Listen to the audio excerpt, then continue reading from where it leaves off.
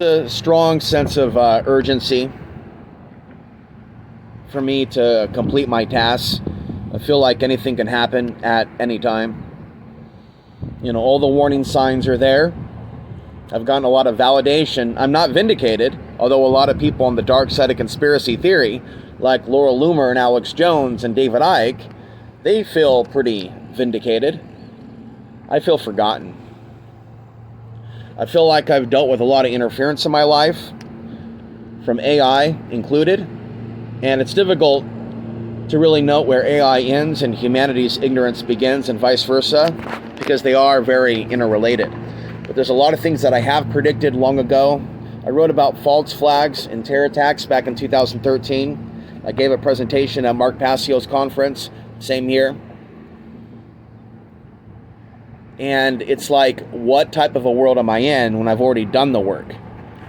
And the people that should remember that sort of thing and appreciate it, they don't. Either they don't remember, or it doesn't really compete well in a sea of more popular theories. A lot of them false, punching down on people that are vulnerable populations, something that I don't stand for. And that's why I can't survive and live in the world of mainstream conspiracy theory. I'm a contrarian, I think, for myself, but it is very much a part of this society to blame other people for its problems, and 9/11 was a representation of that. And that's the real reason why a lot of people not only wouldn't consider an alternative explanation, but why they would be so judgmental and cruel as they exiled people that had those belief systems, as if it was on par with Holocaust denial or being a Nazi. So that's the world that we're in right now, a world in which we're barreling towards March 22nd, 2026, right? The official start of spring, but it's a date that's been in my mind, 3/22 for some time. And part of that is because things have started around that time period. And because this is solar maximum in 2026, we're going to see more wars. Stefan Burns talked about the 7-year cycle of wars. So we're looking at major turbulence between now and 2026 and 2033, but it won't be over then. At that point, what I've always foreseen is that out of the destruction of the old world order, there'll be the new system of robotics. And it will be that system after this war that will be coming alive, that will be a high-tech system. As I talked in a recent podcast, we're talking about a future where they control access. And right now, they're already getting practice controlling access to who's on Nextdoor, to who's on Facebook, deleting channels from YouTube under the guise of fighting extremism, under the guise of making sure that channels are in line with the terms of service. In reality, they're promoting a lot of hateful content, neo-Nazi content, and also a lot of content from black content creators that also hate the same people. This is part of that same pattern of anti-themism, where you don't have to be a white supremacist to be a manipulated foot soldier of this current system. So 2100, there's like this path to 2100, where I believe that they want to kill 1 billion people. And a strong suspicion that a lot of people are going to be deported from the United States, next to, of course, being held in detention centers. We already know that. And their energy life force being drained. But we're already being told that they're being sent to places that they're not from. So it looks like a worst case scenario right now. This looks like a period in time moving forward where a lot of people are going to be tortured slowly and killed at different levels of intensity. But there is the energy of sacrifice to evil. Essentially, what is taking place here? Here in Texas, they're calling for the end of all immigration. They're moving really fast here in Texas. And so, for me to be living here in this environment,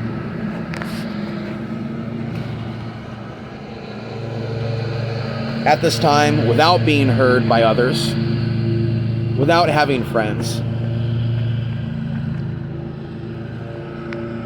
without being able to date, right? Because I think the shadow banning extends over to those other websites And then, of course, I'm pretty open and transparent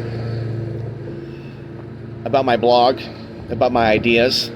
I don't want to hang out with somebody who's going to judge me for who I am. I'm going to be who I am. I'm not going to play a game. I'm not an incel. I want to be liked for who I am. I'm not going to pretend to be somebody else.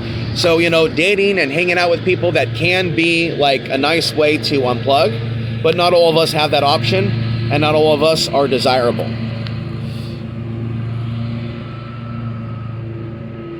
There's things about me that have set me aside from humanity. So right now, I'm seeing people at different levels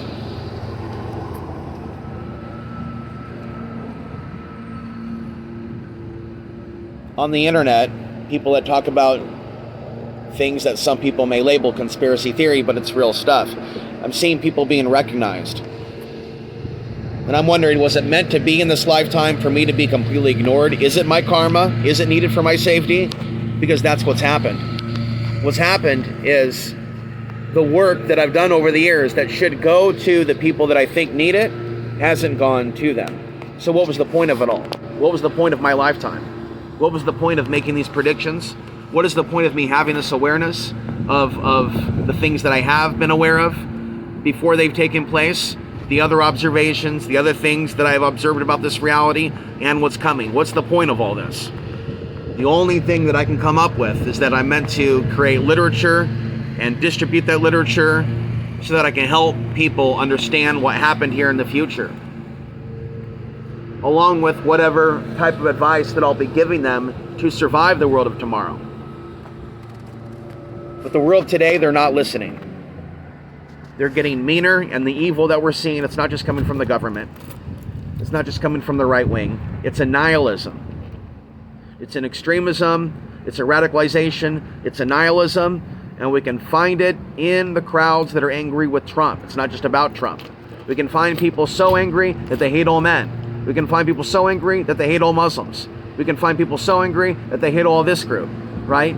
And that attitude, in many cases, leads to collective punishment, the idea that the collective needs to be punished.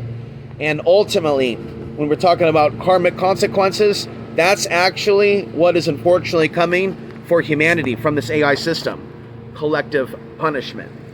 There's a phrase that I've used for years: if you don't want it done to you, don't do it to others. It's also known as the golden rule, right? Treat others as you would want them to treat you. Another thing that we might think about: treat women as you would want to be treated if you were a woman. Treat men as you would want them to treat you if you were a man. A lot of people would laugh at that and go, that's impossible. Those things don't happen. Really? I'm not convinced that they don't. I am convinced that there's a lot of people that were born in this particular moment in time that we're living in that may have a natural destiny based on their karma, based on their past, based on what their soul is here to learn. I'm here to learn how to be a teacher without having the reimbursement, the love from the people of my own generation and the people in my own time-space reality. I'm the only guy that's ever seen at this coffee shop, or it's ever seen around town, this part of town that I'm in the Metroplex. I'm not in Richardson or Plano. I'm in another part of DFW. I'm the only guy that looks kind of like this. So I'm living in a particular day and age in which I'm trying to be very disciplined: no drinking, no coffee, no corrupted media or PMO, so that the dopamine in my brain is in the best state that it can be in. Constantly looking at the screen, however, constantly looking at the news, and not having like a social outlet, not eating healthy enough, taking in too much sugar. Those are things that I'm continuing to work on. So I'm tasked personally as a soul with overcoming tremendous odds. And so I need to be in a mindset that there's purpose in this. There's purpose in striving to overcome suffering. It's through the suffering, a blog that I wrote a long time ago, that we can find the way home. And I'm actually going to be sharing some of my older blogs from 2008, 9, and 10 from my original website that no longer exists, but I'm getting ready to build a new website and let some old websites expire. Let's talk about that. It's like websites that I've actually been maintaining for years, I'm having to let expire, along with no longer uploading to my main YouTube channel, for those that don't know. Okay, because the type of blowback that I dealt with was harassment from people in my audience that didn't appreciate me standing up for white people specifically. White off-gridders that want to live in an RV in Costilla County, Colorado. And that's why all this racism hurts, all this bigotry hurts, right? While it's actually racism, it's not them being safe against immigrants. They want like an all-white ethno-state, and they're very open about that. They're very open about supporting 100 million human beings deported from America.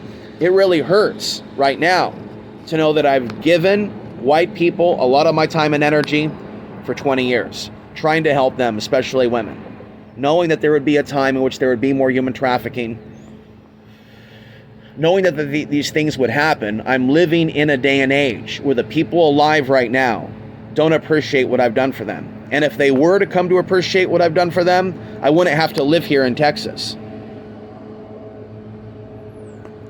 I long to be in California, to see the ocean. And to be quite frank with you, when I went to San Diego to visit somebody that I knew from my childhood in 2017, it was like a scene from Dances with Wolves with Kevin Costner. I wanted to see it before it was gone. As he said in the movie, wanted to see the frontier before it was gone. I wanted to see California before it's gone.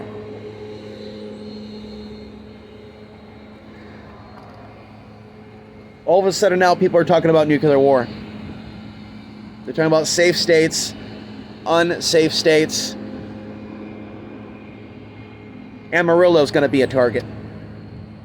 But when you look at like the plume of the radiation, when you look at these charts that have been made, safe areas, unsafe areas, North Texas doesn't look good. North Texas doesn't look safe. And even if, right, there isn't a nuke, there is the reality of crime. If people lose money, there's going to be a human trafficking epidemic where people are going to come in from town and they're going to kidnap people, and they're probably working for cartel or organized crime or like other nefarious groups that are in a position of power. So I put out that video yesterday.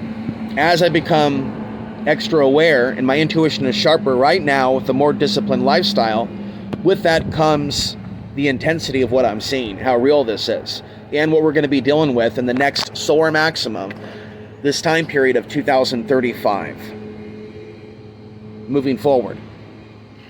So it's very, very concerning.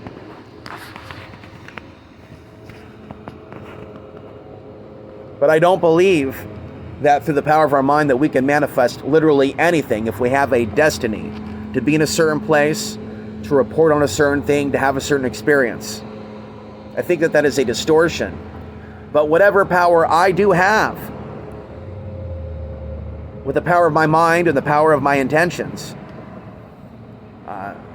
I am attempting to utilize it at this time.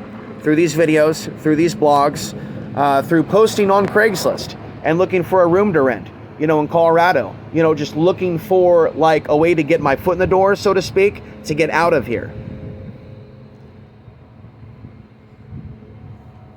So people have changed. The issue isn't just Greg Abbott. It's not just the Islamophobes. It's something that's happened with people. People really overlooked the significance of what I picked up on in 2017 when I called out Jesse Sponberg in the Willamette Week discussion in which they quoted me. Jesse Sponberg claimed to have knocked out somebody. He was protesting people. He was protesting a Muslim immigrant who was arriving at the Portland airport. And there was sort of a riot situation where they were going back and forth with the conservatives on the megaphone. And then one of them ended up being punched and knocked out, and he took credit for it.